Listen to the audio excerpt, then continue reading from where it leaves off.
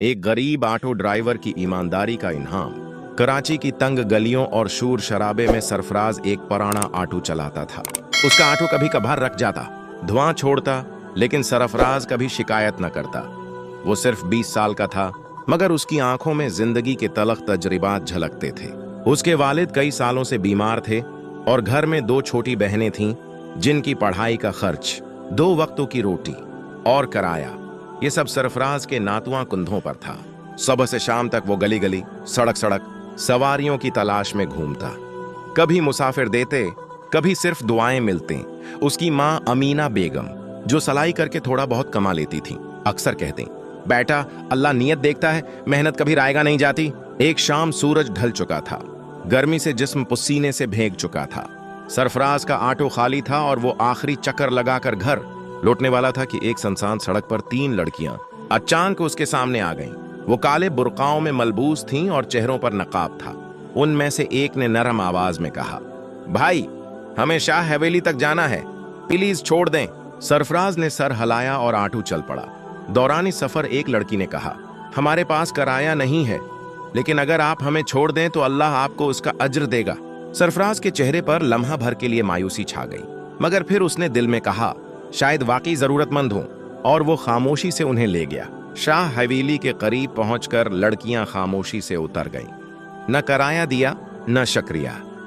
सरफराज कुछ कहने ही वाला था कि उसकी नजर ऑटो के पछले हिस्से में पड़ी, एक काली थैली पर पड़ी। उसने आवाज दी, मगर लड़कियां जा चुकी थीं। उसने थैली खोलने की हिम्मत न की और घर ले आया।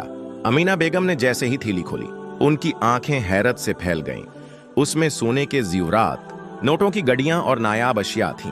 अमीना बोले, ये तो किसी रईस के खजाने जैसा है। सरफराज ने संजीदगी से कहा, अमी ये हमारा नहीं, हम उसे वापस करेंगे। अगली सुबह सरफराज वापस शाह हवेली पहुंचा, मगर हवेली वीरान थी। दरवाजे पर ताला और झाड़ियां अगाई थीं। एक बूढ़ा राहगीर बोला, बेटा ये हवेली कई सालों से बंद है। लोग कहते हैं यहाँ जिन्नात का बसीरा है, जो गया वापस नहीं आया। सरफराज का दिल दहल गया, मगर तजस्सुस और सच्चाई का जज्बा गालिब आया। उसने फैसला किया कि वो हकीकत जानकर रहेगा। सरफराज ने शहर के एक बुजुर्ग बाबा रहमत से राब्ता किया, जो रूहानी मसाइल के माहिर थे। उन्होंने सरफराज को बताया कि शाह हवेली में वाकई जिन्नात का कब्जा है, लेकिन अगर तुम्हारी नीयत साफ है तो वो तुम्हें नुकसान नहीं पहुंचाएंगे। सरफराज ने थैली को सादा कपड़े में लपेटा और एक रात हवेली के बाहर जा बैठा। आधी रात को अजीब सी खुशबू और रोशनी के साथ वही 3 लड़कियां नमूदार हुईं। एक ने कहा, तुमने हमारी चीज वापस लाने की जहमत की, इंसानों में ऐसे कम ही मिलते हैं। सबसे बड़ी लड़की, जिसका नाम महापारा था, आगे बढ़ी और कहा, हम शाह हवेली के नगहबान हैं, हमने तुम्हारी ईमानदारी देखी, ये लो, ये तुम्हारा इनाम है। उसने सरफराज को एक चमकती हुई थैली दी, जिसमें सोने के सके, नकदी और एक खत था। ये दौलत तुम्हारी ईमानदारी का सला है। महापारा ने मजीद कहा, अगर तुम चाहो तो हम तुम्हारी मदद कर सकते हैं।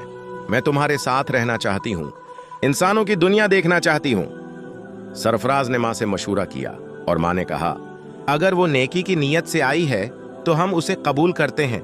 महापारा ने सरफराज के लिए एक नया ऑटो खरीद दिया, उसकी बहनों का दाखिला एक अच्छे स्कूल में कराया और अमीना बेगम के लिए एक आरामदेह घर खरीदा। सरफराज ने अपनी दौलत का बड़ा हिस्सा गरबा में बांटा, बीवाओं की मदद की, यतीम बच्चों के लिए स्कूल खोला। वो मोहल्ले में खैर का सफीर कहलाने लगा। सरफराज ने कभी गुरूर नहीं किया। वो आज भी वही सादा इंसान रहा, जिसके दिल में नरमी, आंखों में सच्चाई और एमाल में खुलूस था। सबक, ईमानदारी हमेशा फायदा देती है। दूसरों की मदद करने वाला इंसान कभी खाली हाथ नहीं रहता। सच्चाई का रास्ता मुश्किल हो सकता है, मगर इंजाम रोशन होता है। क्या आप भी सरफराज की तरह ईमानदार बनना चाहेंगे?